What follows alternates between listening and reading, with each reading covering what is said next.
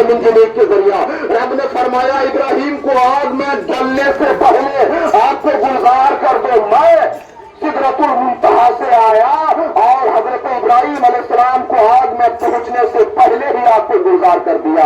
یا رسول اللہ، دوسری مرتبہ جب حضرت ابراہیم علیہ السلام اسماعیل علیہ السلام کی گردن پر چھری چلا رہے تھے یا رسول اللہ، اور اللہ کا خلیل مان نہیں رہا تھا، رب کا حکم ہوتا ہے جبریل جاؤ حضرت ابراہیم کی چھری حضرت اسماعیل کی گردن تک پہنچنے سے پہلے جنت سے دمبا لے کر کے لٹا دو یا رسول اللہ۔ یہ دوسری مرتبہ میں جنت سے آیا، اتنی جلدی میں آیا یا رسول اللہ کہ حضرت ابراہیم کی چھری اسماعیل تک نہیں پہنچی تھی کہ میں جنت سے واپس آ گیا یا رسول اللہ۔ اور تیسری مرتبہ یا رسول اللہ کہ جب حضرت یوسف کو ان کے بھائی نے کنویں میں ڈال دیا تھا، رب کا حکم ہوتا ہے اے جبریل جاؤ اور یوسف کو پانی تک پہنچنے سے پہلے تخت لگا دو یا رسول اللہ۔ میں نے تخت لگا دیا، اور چوتھی مرتبہ یا رسول اللہ جب آپ کا دندان مبارک شہید ہو گیا تھا جنگ احد میں، رب کا فرمان ہوا تھا جبریل جاؤ، اگر رسول کا ایک قطرہ خون زمین پر گر گیا تو زمین قیامت تک ہریالی نہیں ہو جائے گی، اے جبریل اس زمین پر خون کو گرنے سے پہلے اپنے ہاتھ میں لے لو یا رسول اللہ۔ یہ 4 مرتبہ میں بڑی صورت کے ساتھ زمین پر اترا ہوں۔ بہرحال لیکن ذرا غور کریں، حضرت جبریل امین کے صورت یعنی جلدی بازی کا یہ عالم کہ زمین منہ سے خون گرا، زمین پر گرا نہیں کہ اپنے ہاتھ میں لے لیا۔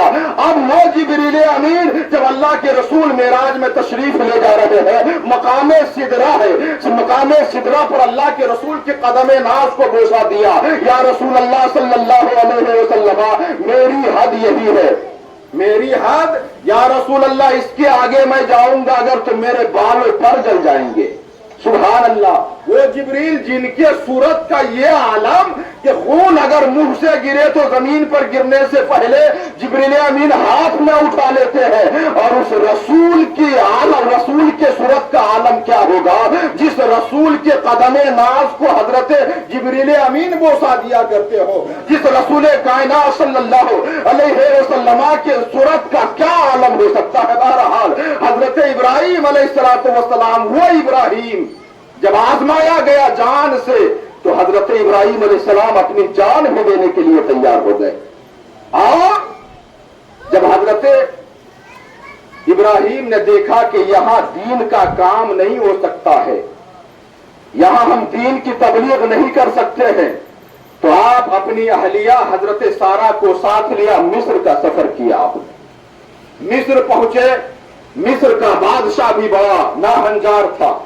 حضرت سارہ کے بارے میں آتا ہے کہ آپ بڑی حسین و جمیل تھی، حسن کی ملکہ حضرت سارہ اللہ کے پیغمبر کی روایتوں میں آتا ہے کہ جتنی خصوصیت انبیاء کرام میں ہوتی ہے وہ تمام حضرت سارہ میں موجود تھی۔ اگر کوئی عورت نبی ہوتی تو حضرت سارہ نبی ہوتی، وہ خصوصیت حضرت سارہ میں موجود تھی۔ جب آپ پہنچی ہیں حضرت ابراہیم مصر پر پہنچے تو معلوم ہوا بادشاہ کو کہ سارہ نامی کوئی عورت آئی ہے بابل سے چل کر کے، کہا بلا لاؤ میرے پاس۔ جب دیکھا حضرت سارہ کو نیت بدل گئی، دل میں ہیجان پیدا ہوا، انسانی تقاضے کے مطابق دیکھا نیت بدلی، لیکن حضرت سارہ کھڑی ہیں۔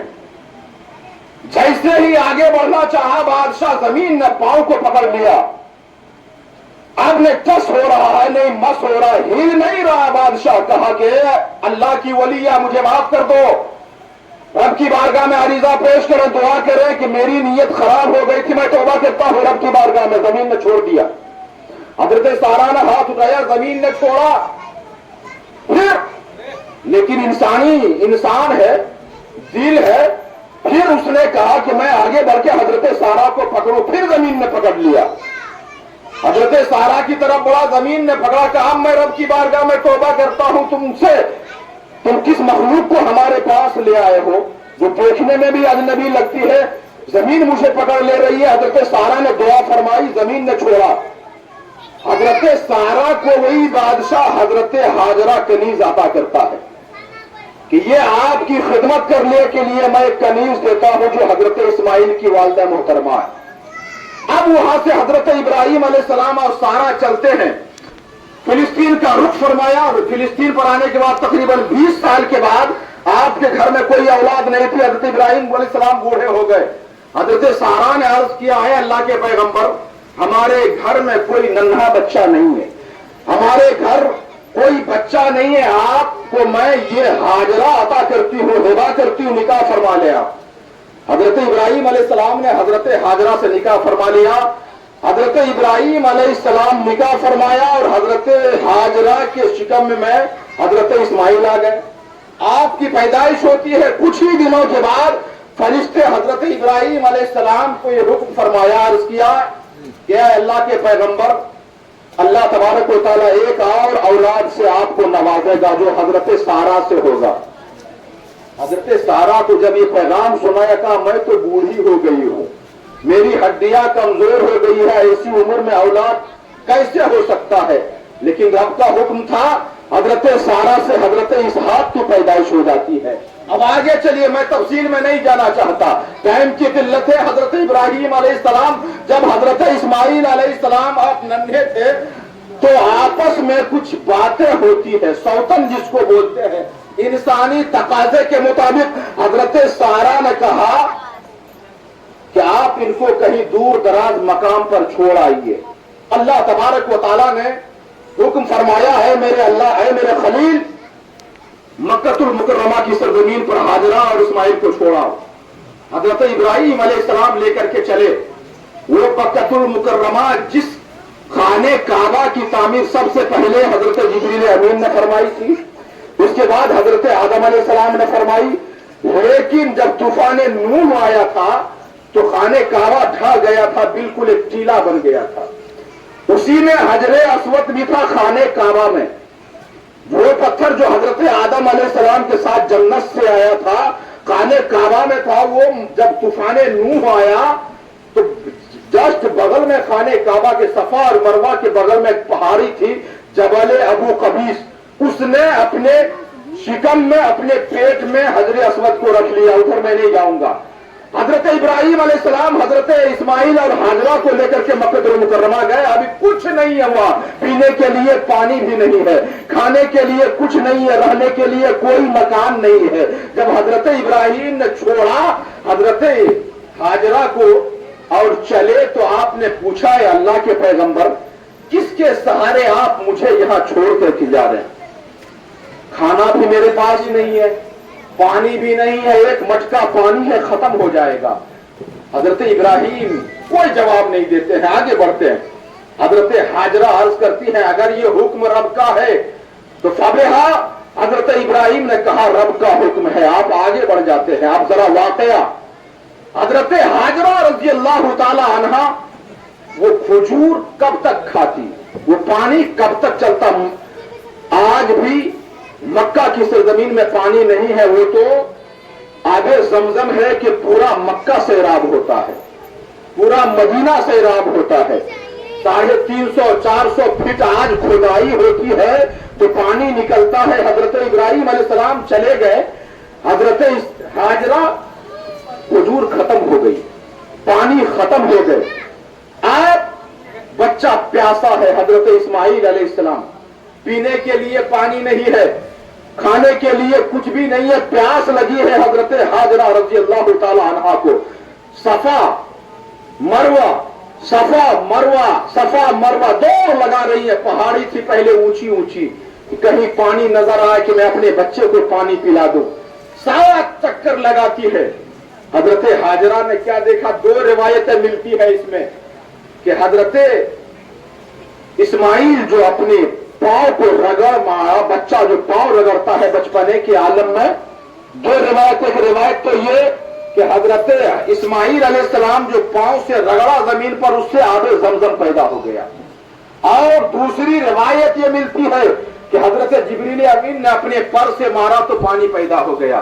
لیکن اصح روایت یہی ہے کہ حضرت اسماعیل نے اپنے پاؤں سے جو رگڑ پیدا کیا، اس سے آب زمزم پیدا ہوا۔ دیکھا حضرت ہاجرہ نے کہ جہاں میرا بیٹا بیٹھا ہوا ہے وہاں پانی نکل رہا، دوڑی نیچے آئی، دیکھا پانی، تو آپ بالو سے گھیرنا شروع کیا، فرمایا زم زم، زم زم کے معنی آتے ہیں ٹھہر جاؤ ٹھہر جاؤ، آپ زمزم کہتی رہتی اور پورے پانی کو آپ نے گھیر دیا۔ جو آج زمزم کا کنواں ہے وہ حضرت اسماعیل علیہ السلام کے پاؤں کے رگڑ سے جو پانی پیدا ہوا یہ وہی پانی ہے سامعین۔ بہرحال وہ حضرت اسماعیل علیہ السلام جب بڑے ہوئے، میں آپ کو بتاؤں یہ حج، آج ہم حج کرنے کے لیے جاتے ہیں، تب آپ حج میں کیا ہے، آپ احرام آپ نے باندھا، یہاں سے احرام باندھ لیا، گئے حج کرنے کے لیے، طواف کیا، صحیح کیا آپ نے، صفا مروہ کی صحیح، اس کے بعد 9 تاریخ کو عرفات، رات میں مزدلفہ، اس کے بعد صبح میں 10 تاریخ کو آپ نے کنکری ماری، اس کے بعد آ کر کے طواف کیا، حلق کیا، صحیح کیا، حج ختم ہو گیا آپ کا، اسی کا نام حج ہے۔ ذرا دیکھیں حضرت ابراہیم علیہ السلام جب حضرت اسماعیل بڑے ہو گئے، اب آئیے قرآن نے کہا فلما بلغ معه السعی، جب اسماعیل حضرت ابراہیم کے ساتھ چلنے کے لائق ہو گئے، اب دیکھیے وہاں جان سے آزمایا گیا تھا ابراہیم علیہ السلام کو، اب فرشتوں نے کہا ہے رب تبارک و تعالی مولا تو ہر ایک چیز کو جاننے والا ہے، تو ابراہیم کو اپنا خلیل بنایا ہے، وہ تو اسماعیل سے محبت کرتے ہیں، ذرا آزما کر کے دیکھو، رب نے فرمایا ذرا دیکھو ہمارے بندے کو آزما کر کے، اللہ تبارک و تعالی نے ارشاد فرمایا، خواب میں فرما رہا ہے ابراہیم تم سب سے پیاری چیز کو ہماری بارگاہ میں قربان کرو۔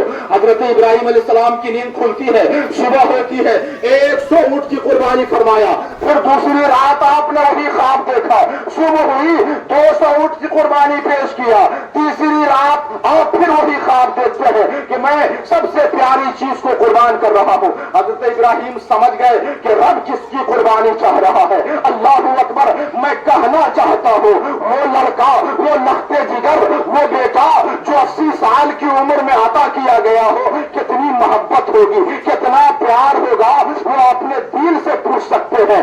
آج ہم انسان سے پوچھے ذرا، لیکن ابراہیم علیہ السلام نے فرمایا میں سمجھ گیا کہ رب کس کی قربانی چاہ رہا ہے۔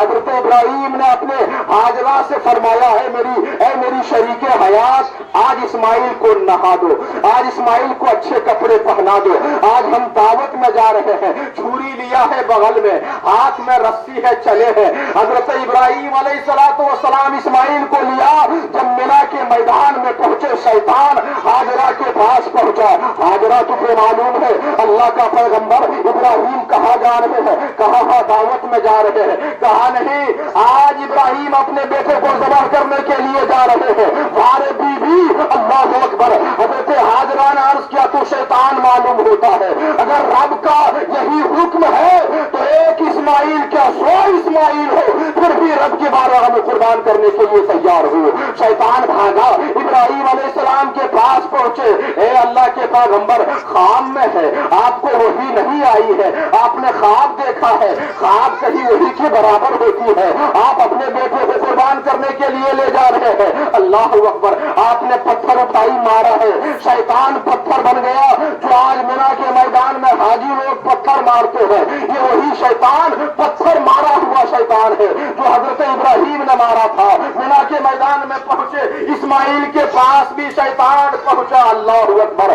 اسماعیل علیہ السلام نے فرمایا اے شیطان سنو، میں بچہ ہوں لیکن ایک پیغمبر کا بیٹا ہوں، میں ایک ابراہیم کا بیٹا ہوں، تو شیطان معلوم ہوتا ہے، میری ایک جان کیا اگر 100 جانیں ہوتی پھر بھی میں رب کی بارگاہ میں قربان ہونے کے لیے تیار تھا۔ شیطان بھاگا۔ سامعین ابراہیم علیہ السلام اب بیان کر رہے ہیں میرے لختے جگر، انی ارا فی المنام، میں نے خواب میں دیکھا ہے، کیا دیکھا ہے، انی اذبح، میں تمہیں ذبح کر رہا ہوں۔ انظر ماذا ترى، اے میرے اسماعیل ایک بات بتاؤ، تمہاری کیا رائے ہے، تم کیا نظریہ رکھتے ہو، کیا رب کی بارگاہ میں قربان ہونے کے لیے تم تیار ہو؟ اللہ اکبر، وہ تو اللہ کا پیغمبر ہے، بچپنے کا عالم ہے، شاعر کہتا ہے سکھایا کس نے اسماعیل کو ادا नाम फर्जंदी, अभी नन्ही सी उम्र है, लेकिन आप फरमाते हैं काल या अबती फल, ऐ मेरे वालिद मुकर्रम आप कर गुजरिए। क्या कीजिए? कर गुजरिए। आपको जो हुक्म मिला है वो कीजिए, मुझे रब की बारगाह में कुर्बान कर दीजिए। लेकिन 3 चीज है मैं कहना चाहता हूँ। पहली चीज, जब आप मुझे जबा करने के लिए जमीन पर लिटाइए तो मेरे हाथ और पैर को बांध दीजिएगा, ताकि जब आप मुझे जबा करें तो ऐसा नहीं हो कि आपकी मोहब्बत हमसे ज्यादा हो, आप मुझसे मोहब्बत करते हैं, जब मेरा पैर और हाथ हरकत में आए तो आप मुझे जबह नहीं कर सके, ऐसा ना हो सके, मेरे हाथ और पैर को आप बांध दे। दूसरी चीज, आप अपनी आंखों पर पट्टी बांध लीजिए। और तीसरी चीज, जब आप मुझे रब की बारगाह में जबह कर दे तो खून में ये कपड़ा जो खून में निजा हुआ होगा मेरी वालदा को दे देंगे, ताकि मेरी माँ इस कपड़े को देख करके सब्र कर सके।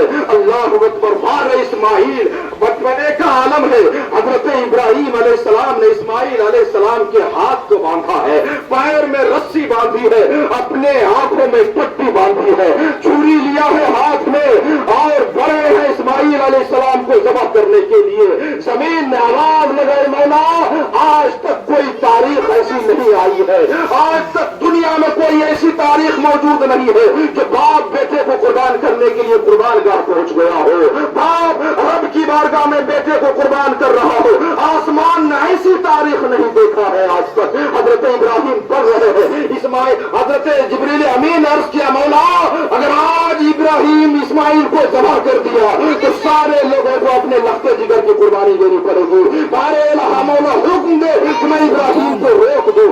अल्लाहु अकबर। हजरत रब तबारक व तआला ने फरमाया रुक जाओ, ये इब्राहिम का इम्तिहान है। तुम ही तो कह रहे थे कि इब्राहिम अपने बेटे से ज्यादा मोहब्बत करते हैं, देखो कि मेरा इब्राहिम मुझसे ज्यादा मोहब्बत करता है या अपने बेटे से ज्यादा मोहब्बत करता है। इब्राहिम अलैहिस्सलाम हाथ में छुरी लेते हैं, बढ़े हैं उन कौम की जानिब और छुरी को चलाना शुरू किया है इस्माइल अलैहिस्सलाम की गर्दन पर। अल्लाहु अकबर। छुरी है, इस्माइल की गर्दन को काट नहीं रही है, गुस्से में इब्राहिम आए पत्थर पर मारा है, छुरी पत्थर में पेवस्त हो गई। इब्राहिम ने फरमाया, ऐ छुरी क्या मेरे इस्माइल की गर्दन पत्थर से ज्यादा सख्त है?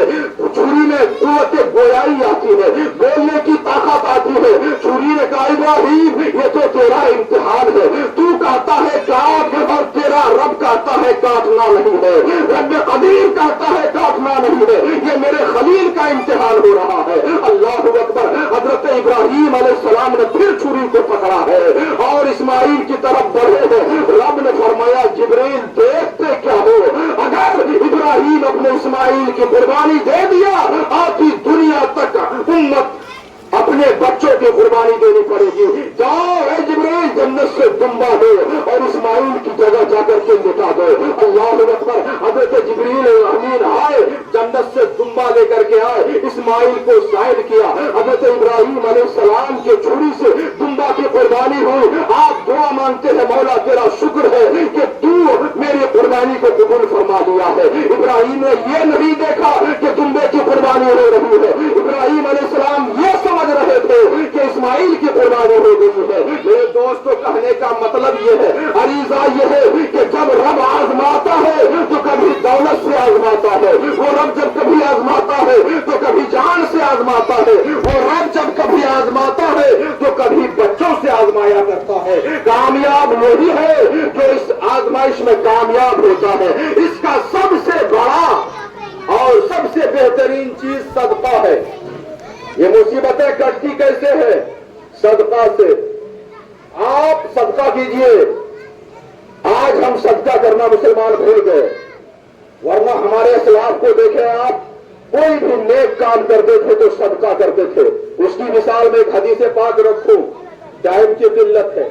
अल्लाह के रसूल सल्लल्लाहु अलैहि वसल्लम है, एक सहाबी रसूल कायनात की बारगाह में आए, या रसूल अल्लाह सल्लल्लाहु अलैहि वसल्लम अस्सलाम वालेकुम। वालेकुम अस्सलाम।